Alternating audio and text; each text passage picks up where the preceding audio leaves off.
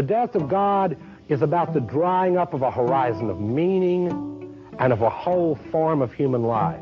Where do we stand in the illusion it makes? What kind of space are we invited into? The material relations between people become social relations between things. When we look at toasters, corn, and TVs, we still, to a large extent, live in the interregnum between worlds, if you will, or between paradigms. Not many people in the history of the world have faced that. Zero Squared is the Zero Books podcast. Virgil, Texas, and Matt Christman are two of the 5 co-hosts from the hugely popular leftist podcast, Chapo Trap House. And they stopped by the Zero Books podcast this week to discuss their new book, The Chapo Guide to Revolution.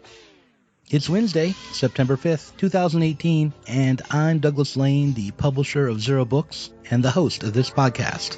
The music you're listening to is DJ Smokey's Salute to El Chapo. But in just a moment, you'll be listening to Virgil and Matt discuss libtards, logic, and revolution.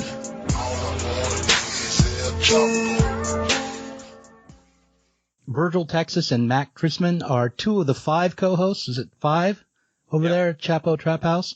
It's a socialist podcast funded through Patreon by tens of thousands of George Soros' sock puppets.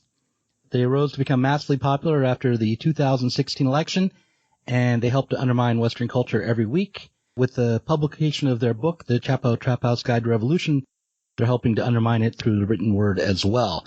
Virgil and Matt, welcome to the Zero Books podcast. Thank you for having us. Yeah. Thank you. So in preparation for this conversation, I did 2 things. I'm a little bit older than you guys, so I went ahead and got a hold of a vocabulary list, a lexicon of today's millennial vernacular. Oh, yes. I want to be able to communicate with you guys, speak your language. On the other hand, in order to hold you to account and to appease a small group of wayward proto-incels that listen to my podcast, I have also printed up a list of logical fallacies that I'll be referring to periodically. So not going to let you guys off the hook. Look forward to sparring with you. Anyway, I'm very glad that we'll be able to swing on the flippity-flop together today. Epic. Simply epic. How old is the typical Chapo listener, do you think? Do you have the demographics on that? If we were more professional, we probably could get that information. From informal sources, my estimate is early 20s. I think the median age is, I think it's 24, actually. That sounds about right. Somewhere between 24 and 26. Yeah, college graduates and college students and recent grads, I'd say, is the bulk. Okay. And we're, and that's younger than all of us. Oh, yes. Right, I know. You guys are, what, late 20s, early 30s? Mm-hmm. Most of us are in our 30s. Felix is the youngest one, and he's in his late 20s. We're authority figures to them. Yeah, we're daddy. Yeah. Matt is an adult. Matt is a literal adult to them. I mean, not in any like meaningful sense of my life. I mean, I'm a giant child and dress like one. Yes. But compared to these kids, yes, I am their father, or at least a unstable uncle. We're the man. The reason I brought it up is because I noticed that you assume that the typical Chapo fan has boomer parents. But I'm in my late 40s, and I had boomer parents. I'm ancient. And my oldest kids are 20 and 21 years old. And they talk about strange things that I don't understand, like One Piece and Snapchat and attending classes. In future books, maybe talk about Gen X a little more is what I'm saying. Well, there's a period, right, between Gen X and boomers that's still a very large cohort, and you don't really know how to categorize them. Like Barack Obama, do you call him a Gen Xer or a boomer? Oh, Gen Xer. It's less about them, their parents, really, than just sort of identifying the people who are most responsible, really, for the given situation we're in. And I think that is like the boomers and their stranglehold on the economy and culture, even more so, is sort of a constant topic for poking fun for us. Right. Okay. It is, it's one of, the boomers are the most politically influential generation in our society, most responsible for defining the terms of the debate today, essentially the world that people of our generation have inherited, and they are, white boomers are a fairly monolithic voting bloc. Yes, they are deeply reactionary and they're just basically been a giant anchor around our necks. And comparing, the voting bloc of white boomers and their beliefs generally with the voting bloc of millennials, and especially just under 29, it's night and day. Yeah, do you think that's just because the boomers got old? I mean, do you think that, in 30 years, this generation is going to be the same way?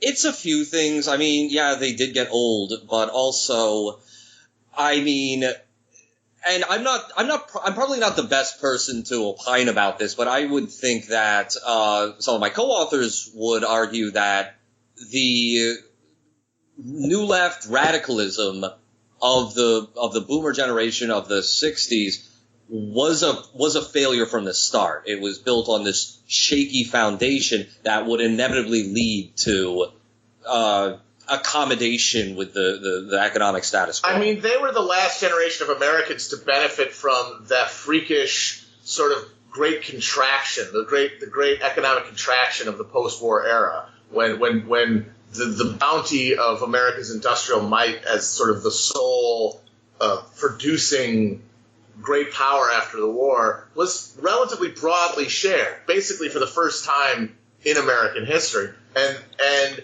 as a result, they're clinging to the last bits of that, the home ownership and the pensions, and they have nothing but contempt for generations younger than them who they take to be entitled and lazy, when in fact they are the most entitled people in essentially the history of the planet.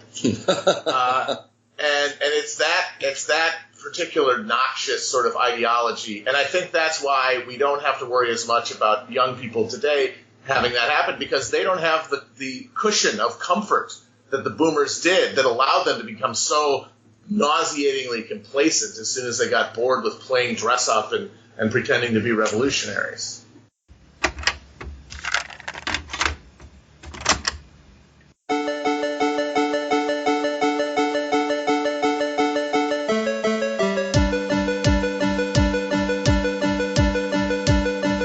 Germany had grown from being a backwater of Europe to a major imperialist power, which is able to grant concessions to the working class, such as rising wages and a social safety net.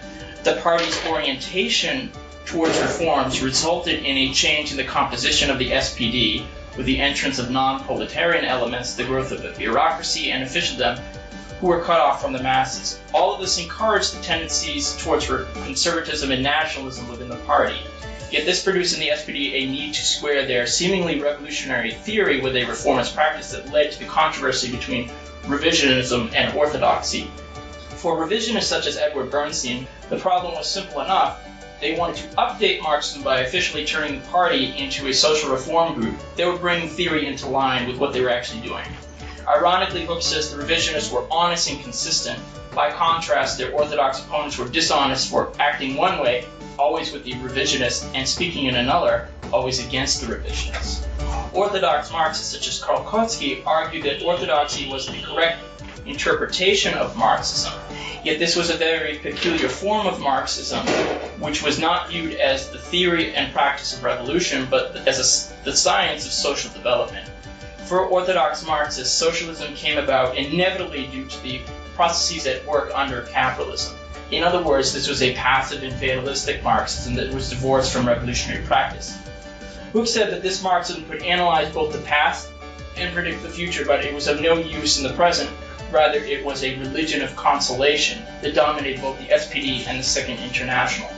Despite their fervent commitment to revolution, orthodox Marxists were similar in practice to the revisionists. For both revisionists and orthodox social democrats, there was a divorce between means and ends, which emasculated and bastardized Marxism. Rather, Hook said, those who preserved Marxism were Rosa Luxemburg and Lenin.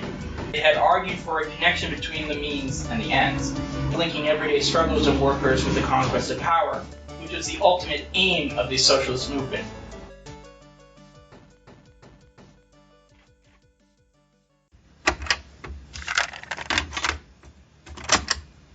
in 2008, my whole perspective on how to be a leftist changed because of the economic crisis. I was probably I'm a Gen Xer, but I was probably kind of playing dress up as some sort of anarchist type before then, reading Adbusters and shit like that.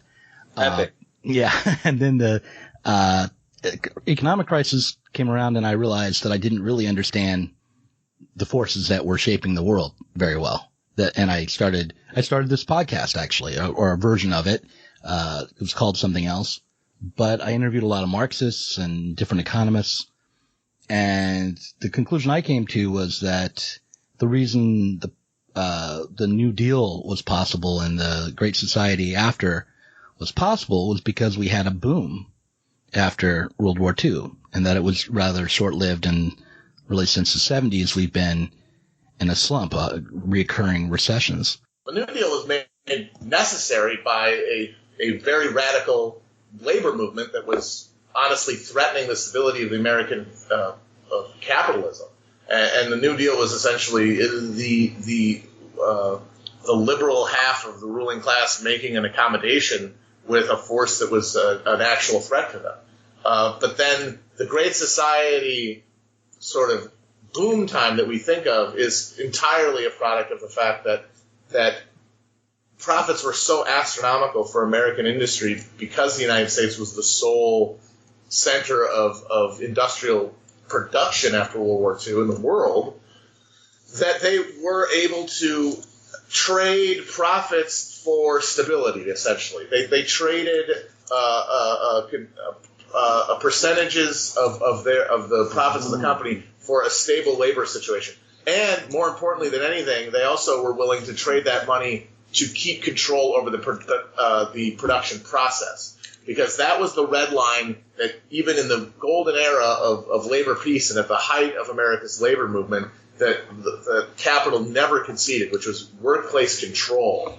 And they were willing to barter more money for workers if it meant they maintained control of the production process, which meant that when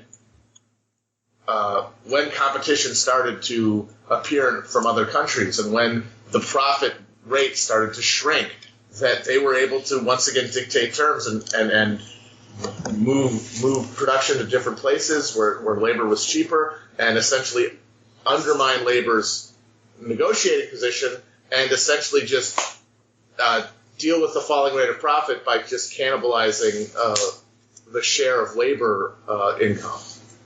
Do you think that the New Deal and that kind of social spending and military spending was what got us out of the Great Depression? It was the full employment economics of the war economy. And, yes. And the thing is that the bad part of that, the really, because, I mean, it was something that could have been possible, honestly, without that, but there was no political will and there was no political imagination for it. Like, even guys like FDR were deeply uncomfortable with really heavy amounts of social spending from the government. Mm-hmm. That's why in 1936, after a massive fucking re-election, the greatest in American history, FDR still pulled back from the New Deal and led to a fucking recession because they were just uncomfortable with that level of spending. It was only the seeming necessity of a military buildup that allowed them to justify to themselves and to the capitalist class in general this level of government spending. And what that did after the war is create a model where the only Keynesianism that would have support politically and among economic elites was military Keynesianism. And that's the economy we created after World War II on the back of military spending, especially once we got into Vietnam. And that helped undermine the stability of all these social programs that were also part of it, because it was never built on a sort of an endogenous economy that sort of saw to needs and things like that. It really was about building stuff that was only useful to the degree to which it was destroyed in war and then rebuilt. And as well, emerging from the war as the undisputed hegemon of global capitalism meant that the spoils from the war could actually trickle down and build a relatively sturdy middle class in this country. Right, because the rate of profit was high and the the Depression had been overcome, and so the Keynesian approach could succeed for a time. Mm-hmm. But the one thing I noticed is that there's kind of two different interpretations or answers as to why the Great Depression lasted as long as it did and why we were able to overcome it. And you gave one answer, which is that it was social spending and the military buildup that rebooted the economy and got things to be productive and profitable again. The other answer that I tend to go with is that it was the destruction of capital during the war that allowed for reinvestment on the cheap and rebooted the rate of profit that way. So it was actually the depth of the Depression itself, including the physical destruction of capital, but also just the destruction of the value. Yeah, well, I mean, those aren't mutually exclusive. No, I guess not, but I think it matters a little bit, because if you think that social spending played a huge role, then a Keynesian approach to solving capitalism's contradictions might be more appealing. But the New Deal didn't. But the New Deal didn't solve capitalism's contradictions. It was always designed to be what essentially a half measure. Yeah, and the thing is that the money's not there now. Period.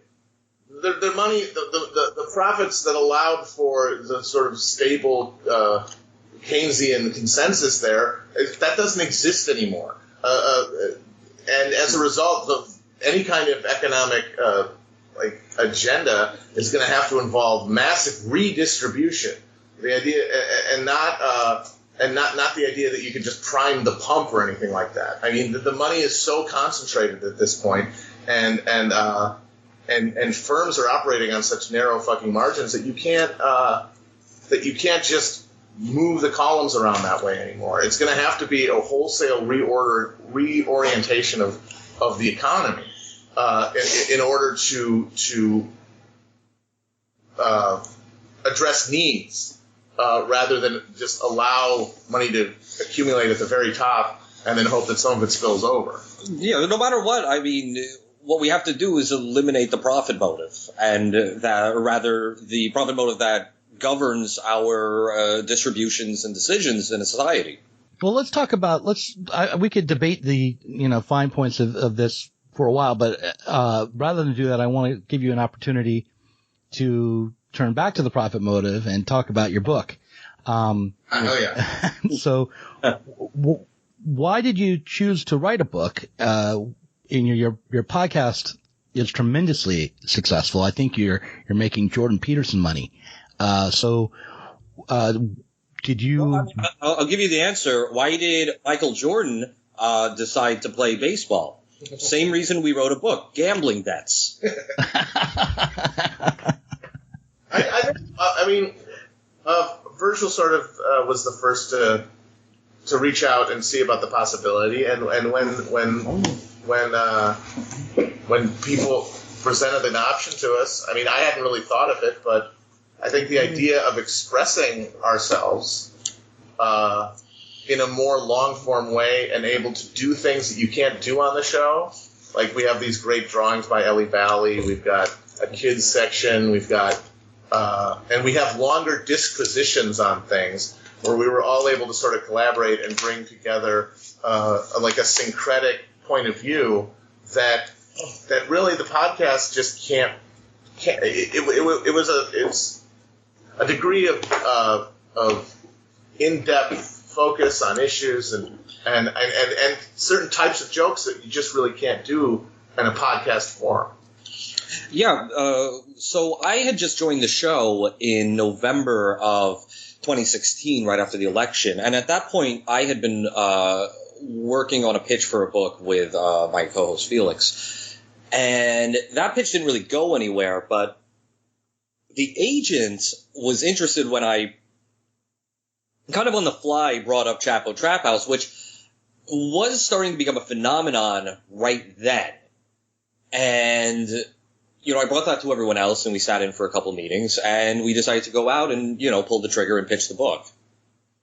Well, did you think that you might be reaching out to people who didn't listen to your podcast with the book? Is that part of the reason, because actually, I before I got on the line with you, I asked people who listen to Zero Books, some of the patrons, what they would ask you, and of course they're all fans and listen to your show, and they asked if you were writing a book to reach past your usual audience and to find normies who might not have heard of you.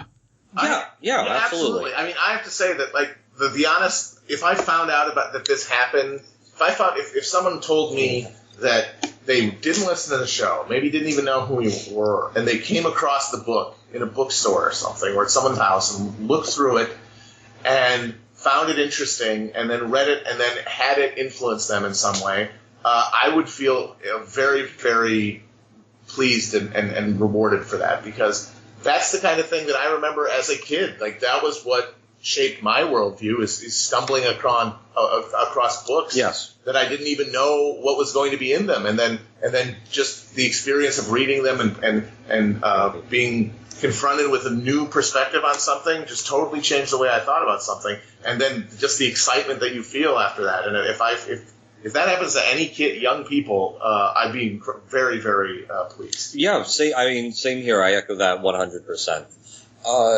We wrote the book with a broad audience in mind. That's why we didn't write, a Chapo show companion or something like that, or just like table of all the inside jokes from the fucking podcast. No, it's all fresh material. And what's actually interesting to me, I was thinking about this the other night, that, we've articulated a sort of mythos on the show, and that mythos has not really incorporated any of the new ideas from the book. And to a lesser extent, vice versa. Am I right in thinking that Chapo became as big as it did after Trump was elected? Yeah, I would say so. I mean, you can go back. There's charts and graphs of this information, but it was much like the DSA. It was right after Trump's election that the thing really, really exploded. Yeah, I think people who at that point maybe were still clinging to all the bromides from establishment Democrats about the need for supporting the pragmatic, maybe not inspiring but realistic wing of the Democratic Party, that entire worldview is just destroyed. Because if you're not able to beat the orange carnival barker, oaf, moron, Donald Trump, the joke of a human, the guy who literally was going to be the fucking president in a Sharknado movie a year before he ran, you can't beat him, and then your project is doomed and a failure. And I think that people had that realization and started flocking to anybody who was making the case already that was a failed model. And the show was successful before then, but it was still basically kind of like a niche online thing. And I would guess that the reason why so many people decided to subscribe and essentially give this vote of confidence after the election of Trump, where they had not done so previously, was because I think people were still kind of on the fence about this thing and just kind of, hoping or praying that, Hillary Clinton could drag herself over the finish line and all the demons would be, kept at bay, and we would survive for another 4 years. And when that fantasy imploded, people, I think, started casting around, and they looked at the voice of, and this was, before I was on the show, this was just Will, Matt, and Felix. They gave a serious look to the voices of the people who were totally unfettered and had no, no vague responsibility that all the liberals in the media have to soft walk Hillary Clinton, who spent the summer not holding back and articulating exactly what her campaign represents and why it was more or less doomed. I remember the podcast you guys did right after the election, and it was like, it saved my life.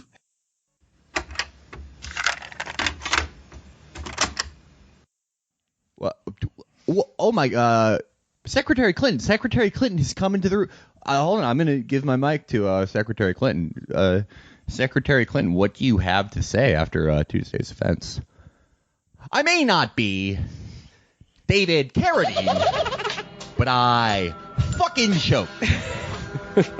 I may not be Johnny Knoxville, but I ate shit on live TV. I said I may not be Dale Earnhardt, but I smashed into the fucking wall because I couldn't turn left.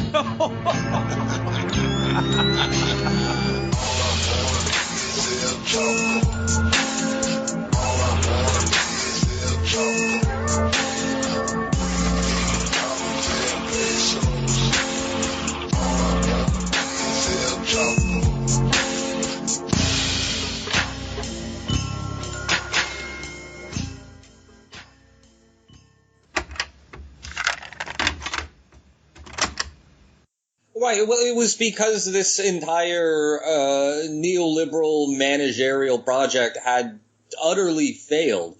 And I mean, Matt can answer this, but I assume my co-hosts during 2016 were quite aware that this foundation had been crumbling for some time.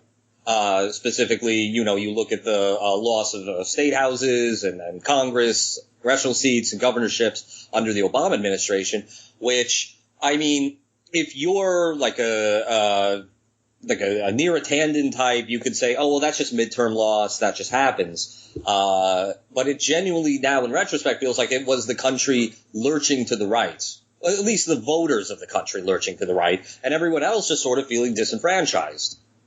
Right. And that was a big story of the election, I think, was how many people didn't bother to vote, especially working class people. Yeah, that is amazing, especially when you look at how, I mean, if you look at Hillary Clinton with, rose-colored glasses and you just see a decent politician or something like that, you would be shocked that anyone would pass up the opportunity to vote for her, and specifically vote against her grotesque opponent and the hatred that he represents. But apparently the vast majority of the people in this country were appalled by both options. And, the Clinton campaign was, as we know now, quite aware of how unpopular she was, and they got sick of reporters asking about it, so they just stopped answering the question, and they stopped trying to do anything about it. And they figured, oh, well, at least she's normal. She's a politician. She seems like someone who would be president. He's not. So there's no way anyone can vote for him. That's what they ran on, and it didn't work. No, because people don't like politicians. People are terribly alienated from the politics that we have now. There was a fundamental assumption, and I got to admit that I shared it to a degree, that American voters had this idea of what was proper in an elected official, and that their sense of that would make it basically impossible for any kind of meaningful number of them in the important states to vote for Donald Trump, this grotesque parody of a presidential candidate. And it turns out, no. It turns out all those years of just politicians failing utterly to address anybody's real day-to-day concerns, of sort of just blithely presiding over this neoliberal hollowing out of America, it meant that they actually weren't committed to any of those ideas of propriety and were willing to give a chance to Trump, or what more of them didn't even feel the need to show up. There's a line in your book that I think summarizes or kind of gives us a peek into the mentality that was so pervasive in the Clinton campaign, but it has nothing to do with the Clinton campaign particularly, or it's not aimed at her or that campaign, but it's this line, that petit bourgeois, in order to differentiate themselves from the gentry who entertained themselves with bum fights, racism, orgies, and pederasty, invented the dullest culture possible. They started eating curiously wet cheeses, singing plays to make sure they were bad, and babbling endlessly about university wait lists. And it was so accurate. I wanted to ask you if you are all, if your guys are from the petty bourgeois class yourself, or if you've just done a lot of legwork or field work. Not if Felix are. Yeah, Matt and I and Amber are not. Yeah, I guess I was what, middle or lower middle class. Yeah. Amber was like working class. Virgil was, of course, famously private, but I know he was not. No, I was what you'd call lower middle class to the extent that means anything. Yeah. I would probably have to say it's a working class upbringing. Yeah, I think Felix wrote that. That sounds like Felix. The thing about weirdly wet cheeses, that's a Felix. Felix classic. Making fun of the affectations of the people he grew up around. Yeah. That's very Felix. I worked in the nonprofit industry for a long time, and I had bosses that were exactly like Hillary Clinton in a variety of different places. And they were all this sort of suburban bourgeois types. So that's really it about the election. Both of the candidates reminded you of a shitty boss you've had, just a total sneering asshole who genuinely doesn't care about your well-being. I mean, I remember in the debates when Hillary Clinton would excoriate Trump's business record and say, he doesn't pay the people he works for, who work for him. He didn't pay his architects. I remember that was one of her fucking winning lines there. And the people who were the biggest boosters of her campaign, and frankly she herself, couldn't fathom that they also represent a boss that you don't like. Oh, sure, they're probably more competent, and they probably at least pretend to show affection for you. But at the end of the day, if you try to form a union, they're just going to can your ass. Right. And actually, if you take that perspective, if you think of the president as your boss, who would you rather have, Trump or Clinton? And I think Trump, maybe, because he's an idiot. So, yes, he's an idiot. You can get one over on him. I mean, and all you got to do is just say his tie looks good, and he's going to let you get away with that. And, that one maybe has the best opportunity for advancement. Because you look at the White House, he's created a miniature Game of Thrones there with all these fucking people conniving and leaking against each other. That's right. And also important is that, I mean, he literally was people's boss in their mind when they watched The Apprentice for 15 years. I mean, he was in their homes every week in this position as a serious and successful business magnate. And, like, that's what people carry around in their heads is those archetypes that they get from exposure to the programming that they like to watch as opposed to. And at the end of the day, if you work a job that you hate and that just immiserates you totally, what's the one thing you want? You want to show up one day and your fucking factory or your Sears or wherever you work is burned down. And which boss seems more likely to burn it down? It's Donald Trump. What do you guys think about the DSA these days? Are you guys pretty hot on it still, or? We've learned to kind of keep a hands off for any org because we are controversial and there's a lot of internal politics in these organizations, and it's very easy for one faction or another to sort of use us as a wedge to try to get one over on other people within the organization. So we kind of we wish them very well, but we make it a kind of a policy to not get involved in any of their internal debate. As a show, anyway. Yeah, right. I mean, we might do stuff individually, but we really don't want to speak like as the show on any of those issues. Yeah, because then we're turning the show into a deliberation of internal politics that we only understand a fraction of, which would obviously just be a tremendous waste of time for everyone involved. I mean, I would say personally, I'm extremely heartened by the growth of the organization, and I hope that this continues, and I hope that the organization can, break out. We're still waiting on like a thing. There have been events like Alexandria Ocasio-Cortez's victory, and then all the media discussion regarding why young people like socialism and is this the socialist moment and all that stuff. But there has to be something more. This is still a latent thing. We know that millennials support socialism. We now know a majority of Democrats support socialism over capitalism. And so we know that opinions are changing, perceptions are changing.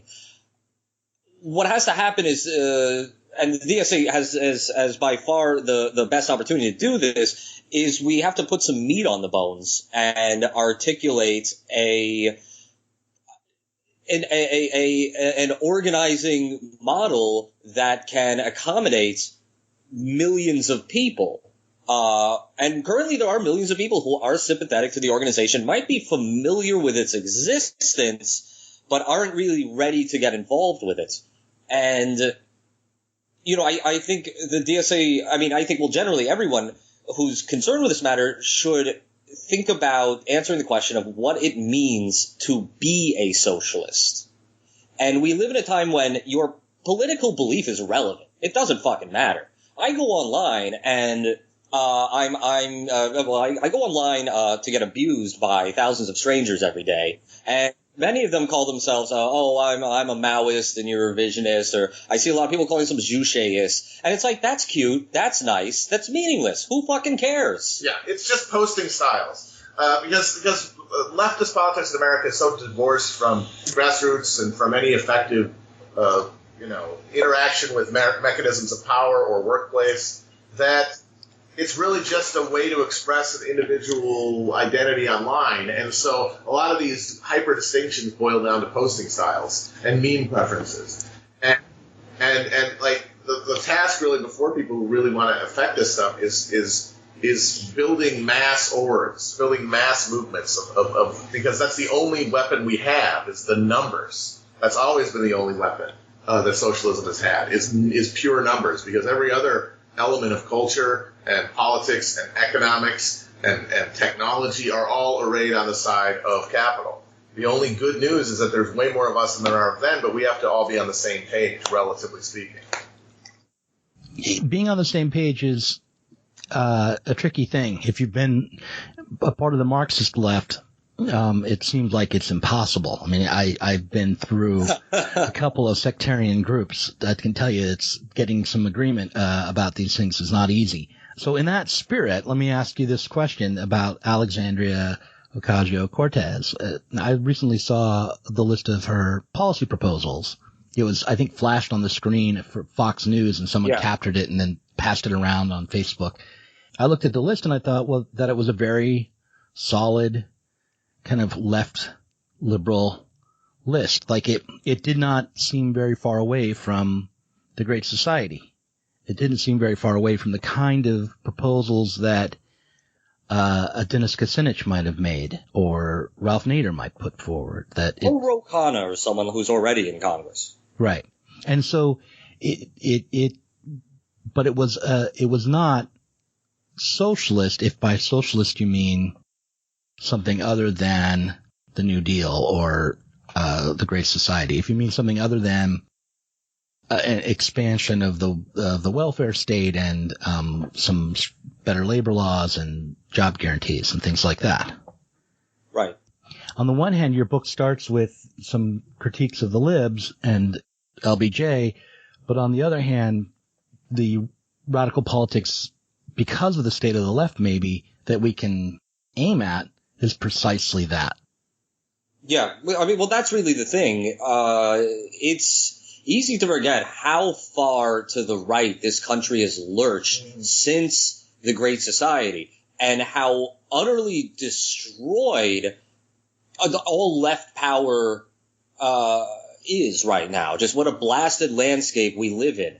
So if, Alexandria Ocasio-Cortez's platform, which I would agree with that assessment generally, if that is if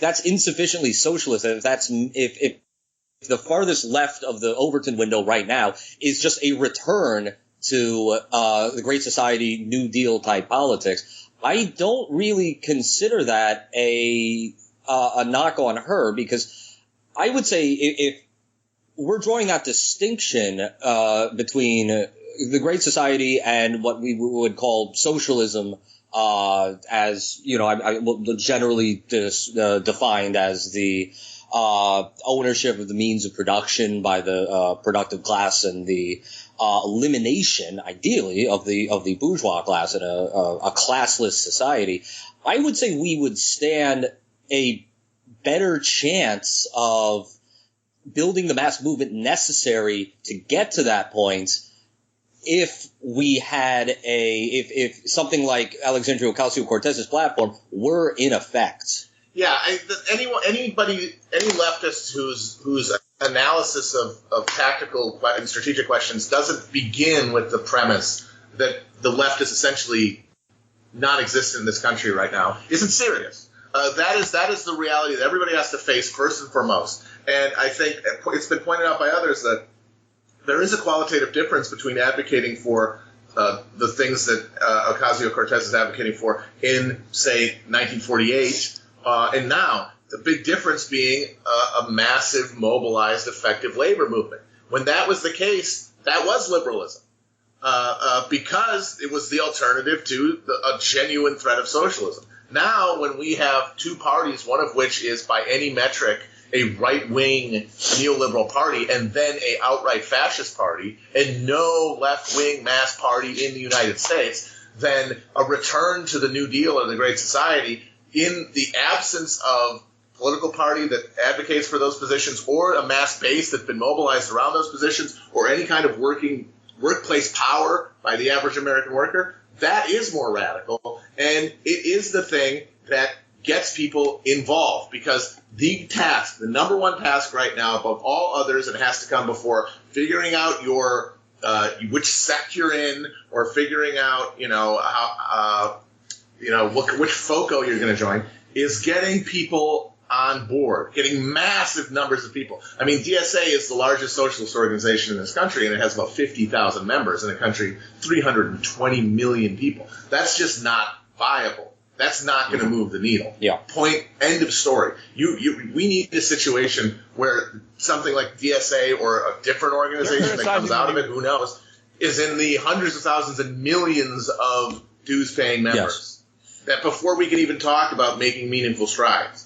So in this nascent state, the question is what is going to engage people? And appealing to them on the idea of a system that worked for more people and with more and provided more stability and more life chances, that's a good starting place. I mean, the danger of it being co-opted and turned into sort of a status quo enabling, that's very real. But I honestly don't see an alternative strategy in the given moment. And I want to use this opportunity to address one piece of criticism that I keep seeing about the book from people who ostensibly enjoyed the book. And let me preface this by saying you should absolutely never criticize the book. That is revisionist and anti-dialectical. I agree. People say, the book's funny and I actually learned some stuff I didn't really know in it, but there weren't any solutions in the book. You did a good job of describing our current state of affairs and how we got there, but I wish you would have given us like a blueprint for how to get out of it. And that's staggering to me because the thing is, we don't know how to solve this intractable problem that we're articulating, a problem that some of our best minds have been working on for a long time and have not fucking figured out. The fact is, if there is an answer or a program, it's not going to come from us. It's not going to come from any fucking op-ed writer or celebrity that you like. It's going to come through consensus of the people working in organizations like the DSA to experiment and argue and hopefully figure out a way forward. Yeah, I mean, because the left has been so powerless, people really think of left strategy in terms of I'm going to sit down with my friends and write out a plan, and then we're going to do it. And that's because there's their praxis has no grip on the road because nobody has any real influence right now. Okay, so now I have a question that's a little adversarial. Your book is a manifesto against logic, facts, and reason. Yes. To what extent do you think that people are going to be able to build a better system, new networks of relations and a new politics when they are not able to, turn to rationality and have that kind of dispassionate stance towards their circumstances? The title is mostly a joke. I know, but actually, I mean, the book does not. The book has arguments in it that use logic, facts, and reason to bolster that. There's also a lot of ad homs in it. Oh yeah, I forgot to go through. I was supposed to call you guys out on all your logical fallacies, and I forgot to do it. Well, that's because we haven't made any, Doug. But mostly, it's a reaction to this fetish on the right. This idea that right has claimed the concepts of rationality and facts, and that they own them, and that the left basically is just an emotive series of whiny cries, and it doesn't have any kind of rational basis to it. And that is just an absurdity, and we just didn't want to play that game. We wanted to make a direct challenge to that perception and that pretension of that. But yeah, I mean, you need those things. You cannot attempt to elevate them to godhood and claim. Imagine that you claim sole possession.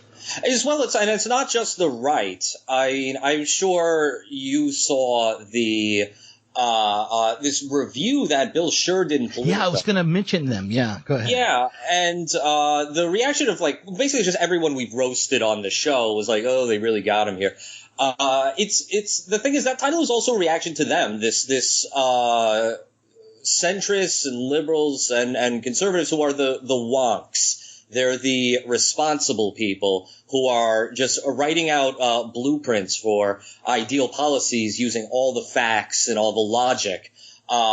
Because they fundamentally have this conception of politics as it's a big science fair, and whoever writes the most logical proposal will get a blue ribbon, and that's going to be what's adopted by Washington. That's inane. And they objected to this idea that we would write this book where we're opposed to the conditions of work today, and we're opposed to capitalism, and they would say, you haven't explained how to do this. And also, they just neglect the idea that politics is about telling a convincing story to people. It's not about arraying a bunch of statistics or thrilling them with the fun possibilities of navigating the Obamacare Exchange website. It's about telling a compelling story to people, because people, for the most part, aren't analyzing things at that granular level. They have their life concerns. They know what's bad in their lives. And the question is, who's going to explain to them in the most compelling way what's the fault, what's the cause of it, and what's the solution for it? And that is... It involves logic, facts, and reason, but it is not exclusively those things. There's also the role for narrative and passion and morality, and these things that the centrist wonks and the right wing are actively contemptuous of. And I'll say this about the centrists and liberals who genuinely believe that they agree with us on most things.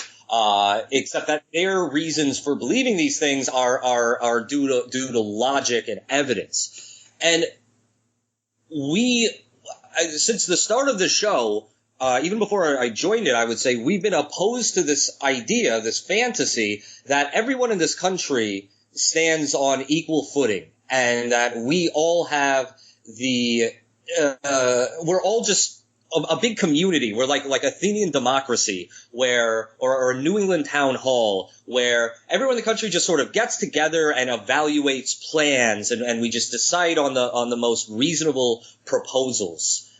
Obviously that's moronic, and the victory of Donald Trump, should have been the nail in that coffin. But today, liberals still fantasize that they're going to fact-check their way out of this current crisis, and that once they get all the facts in, once they see how superior the Democrats' proposals are, they'll have no choice but to concede their own fallacies and pull the lever for their the local CIA agent running for Congress as a Democrat. Right. Well, now I watched the guy that wrote the scathing review of your book every once in a while on YouTube. He's part of Bloggingheads TV, and that's a channel that's just filled up with wonks. People from the Atlantic or the New York Times. I've heard of that's the most popular website in existence. It's not. Yeah, that thing, like, everyone's talking about it. All the young people love Bloggingheads. You're talking about how they really want to, take down the conservatives first and foremost. I'm not so sure about that, because they have their most energy into criticizing liberals, and they go beyond the standard. Obama's a neoliberal corporatist and Bill Clinton's neoliberal corporatist. They're criticizing the Great Society. They're criticizing the New Deal. They go as far as the seeds of liberalism's failure are in the New Deal, because the New Deal failed to destroy capitalism. It only tried to manage capitalism and maintain the racial caste system. And there are elements to truth in that. Well, I've watched it a lot because I'm not a young person, and one of the things that always frustrates me, it's not their reliance on facts and reason and logic and argumentation, or the civilized kind of debate that goes on there. It's the fact that they're so constrained in what they can be reasonable about. Well, here's the thing. At the root of it is a moral question, not a factual question or a logical question, a moral question of whether capitalism as currently constituted is or can be a moral state of affairs. Otherwise, it's a material question. I'm of the class of people with a cushy job or lives off the labor of others, so of course I support it. And I'm of the class of people who is having his or her productive forces exploited. So I should ostensibly oppose it, though that's obviously not the case much of the time. I think the liberal people who get on Bloggingheads TV legitimately believe that capitalism can be the bugs can be worked out of it with just the right amount of regulation.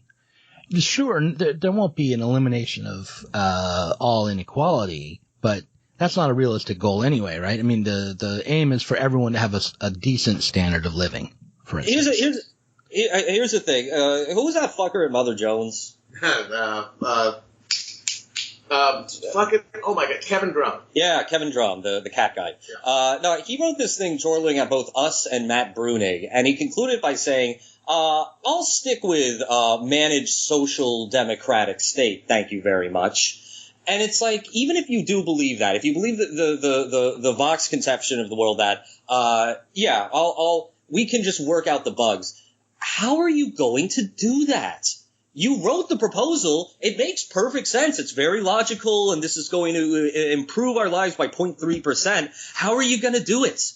You can't. There's absolutely nothing. We know for a fact that approach to politics leads to defeat. It leads to the defeat at the ballot box. It leads to demobilization of your base. It leads to the ascendancy of the most psychotic reptilian boomer jackal Nazi scumbags on Earth, who take over the government, create hyper inequality, destroy Earth essentially by refusing to do anything about climate change, and rig the electoral process to ensure that their white minority rule essentially is never able to be opposed. And your fucking charts and your ameliorative plans have not stopped them and can't stop them. Right. So you talk all day about how, this wash shows that the Obamacare system is the best way to control healthcare costs. Okay, good. Did it get you any votes? Did it prevent the Republicans from taking over and dismantling everything you built? It did not. And they have no alternative to that. It's really just they're putting Humpty Dumpty back together again every goddamn time.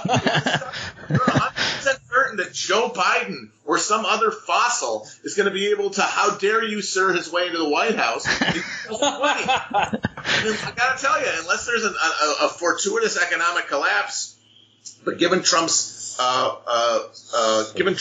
otherworldly luck, we know that won't happen until the day he leaves office. They're going to lose. And even if they don't lose the White House, they're guaranteed to never retake take any control of legislatures at the state or national level, which renders them powerless. They will never be able to ameliorate the worst effects of capitalism. It will only be the most revanchist, psychotic, delusional, Nazi libertarianism that uses the market, quote unquote, to punish the groups that are considered inferior by the people who vote for it and gain by it, and they will never be able to be opposed by this type of politics. I actually just worry that if there was an economic crisis, like a severe one like we had in 2008 or worse, and Trump was in office, that rather than it being the end of Trump, it would be the beginning of a real proto-fascist moment in America. But otherwise, I'm with you. The thing I'll say though is that, like, I guess what they would always argue is, well, if we could just get our people in, then lives would improve. Right. Well, you have to shut up and get on the magic bus. They scold non-voters and they scold third-party voters, but that is a fundamental misapprehension of the job of a political party. A job of a political party, it is very much like a business. It's like if people are buying less Coke, the Coke executives don't go, these fucking idiots, what's wrong with them? Don't go on Twitter and badger people for not drinking Coke. I would, though. If I ran a soda company, I would absolutely. They say, we're not appealing to as many people as we were. What are we doing wrong? But and that is how a political party operates, because you don't have control over the actions of marginal voters and of third-party voters. You only have control of what you put out there as a political party. So yeah, but you know what? Here's the thing with the Coca-Cola executives. You know what they do to figure out what they're doing wrong?